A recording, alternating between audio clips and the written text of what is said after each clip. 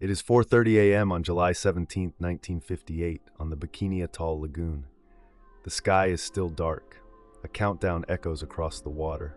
Then a flash, brighter than 1,000 suns. A mushroom cloud erupts, climbing 50,000 feet into the stratosphere. But the view from the trenches is not that of a distant observer. Thousands of American soldiers are stationed just 3 miles from ground zero, their faces turned toward the fire. They have been ordered not to close their eyes, to watch the blast unprotected. The heat wave hits them first, a searing wind that rattles their teeth. The shock wave follows, a thunderous roar that shakes the coral beneath their feet. For many, this moment will be the last time they feel truly healthy. The bomb is named Cactus.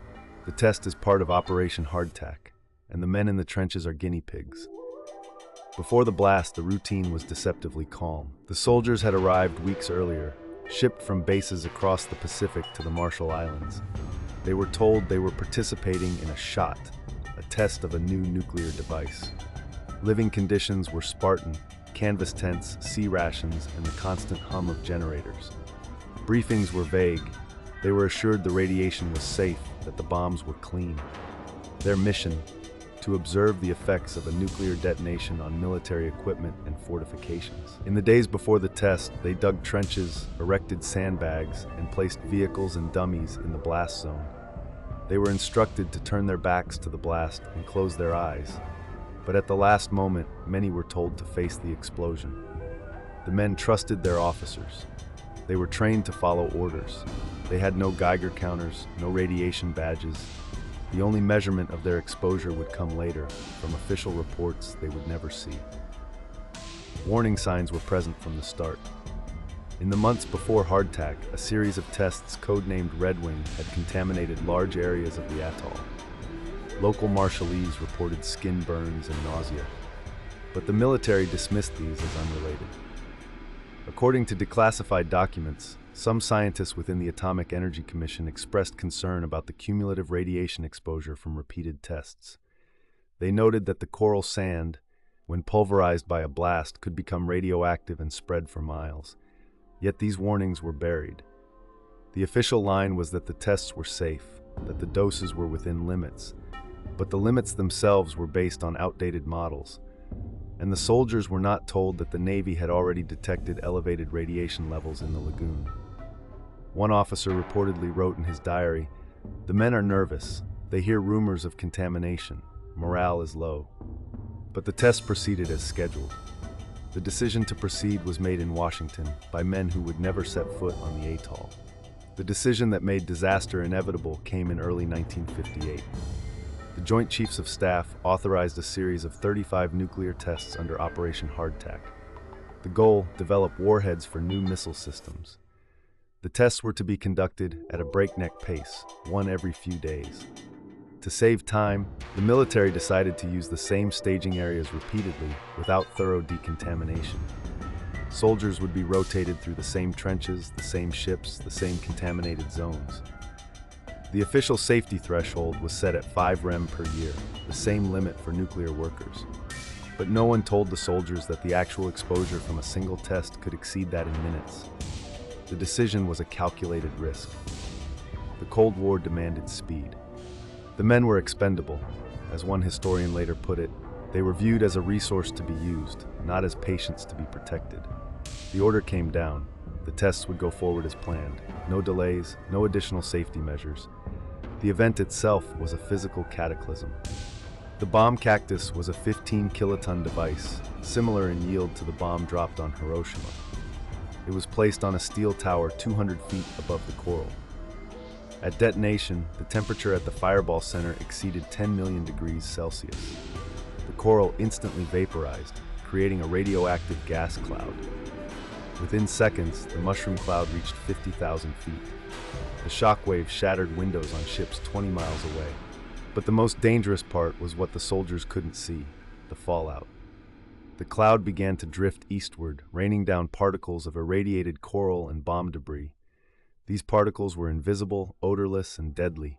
They settled on the soldiers' uniforms, their skin, their hair. They were inhaled into their lungs. The official report later noted that fallout was observed on the decks of ships up to 30 miles downwind, but no evacuation was ordered. The soldiers were told to brush off their clothes and continue their duties. Some would later report a metallic taste in their mouths, a classic sign of acute radiation exposure. Immediate response was a study in denial. Within hours of the blast, soldiers reported nausea, headaches, and skin burns. They were told it was sunburn. Some were given salt tablets and told to drink water. No one was decontaminated. Medical personnel had no training in radiation sickness. The official after-action report downplayed the exposure, stating that no personnel received a radiation dose in excess of 3 rem. But according to declassified documents, this figure was based on a single dosimeter placed miles away from the troops. The actual doses, later estimated by independent researchers, were likely 10 to 50 times higher. Some soldiers were assigned to retrieve instruments from the blast zone, wading through radioactive dust without respirators. They were called the Dirty Dozen. Many would develop leukemia within a decade. The cover-up began immediately. Reports were classified, medical records were altered. The men were sworn to secrecy under threat of court-martial. They were told that discussing the tests would be a breach of national security. The full horror became clear in the months after the tests. Veterans began dying at alarming rates. Cancers of the thyroid, lung, and bone appeared in men who had been healthy. The military's own studies, conducted secretly, showed elevated rates of leukemia among participants, but the findings were classified. In 1962, a Navy doctor named Dr. John Goforth began noticing a pattern. He treated dozens of hardtack veterans with rare cancers. He wrote to the Pentagon asking for records. He was told they were destroyed. Meanwhile, across the Pacific, the Marshallese were also suffering. The fallout from hardtack had contaminated their islands. Children born with deformities, women miscarrying. The U.S. government relocated some families, but many were left behind. International alarm began to grow. In 1963, the Limited Test Ban Treaty banned atmospheric testing, but it was too late for the thousands already exposed. The true scale of the disaster was still hidden from the public. It would take decades for the full story to emerge. The human cost is measured in lives cut short. According to estimates by the National Association of Atomic Veterans, over 20,000 veterans who participated in nuclear tests have died from radiation-related illnesses. Thousands more suffer from chronic conditions. Their families have also been affected. Genetic mutations, birth defects, and cancers passed down to children. The Marshallese continue to fight for compensation.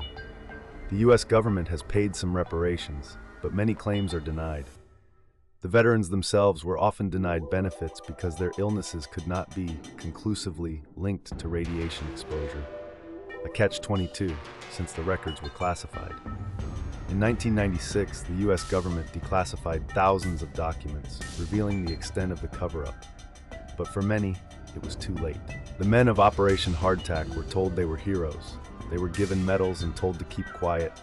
They obeyed, and they died. Their stories are only now being told.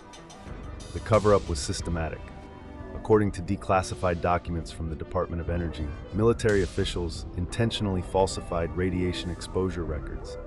They moved dosimeters away from troops to keep readings low. They altered medical records to remove references to radiation. When veterans filed claims, they were met with stonewalling. One memo from 1977, released under the Freedom of Information Act, stated, "Release of these records could be embarrassing to the government." The reckoning came slowly. In 1988, Congress passed the Radiation Exposure Compensation Act, but it excluded many veterans. In 2013, the National Defense Authorization Act included provisions for atomic veterans, but claims are still backlogged. The men who participated in hardtack are now in their 80s and 90s. Many have died waiting for acknowledgement. The question remains, who was responsible? The officers who gave the orders? The scientists who knew the risks? Or the politicians who authorized the tests? The answer is all of them, and none of them faced consequences. The legacy of Operation Hardtack is a cautionary tale. It changed the way the military handles radiation exposure. Today, soldiers wear dosimeters, follow strict safety protocols, and receive briefings on the risks. but the scars remain. The Marshall Islands are still contaminated. The veterans still fight for recognition. The tests themselves left a permanent mark on the Pacific, a radioactive signature that will persist for thousands of years. As one veteran put it, "We were the guinea pigs, and they never said sorry." The story of Hardtack is not just about the past. It is a reminder that in the pursuit of power, governments can sacrifice their own citizens. It is a warning that secrecy can lead to tragedy, and it is a call to remember those who were told to look into the fire and never look away. If you want to support atomic veterans, links are in the description.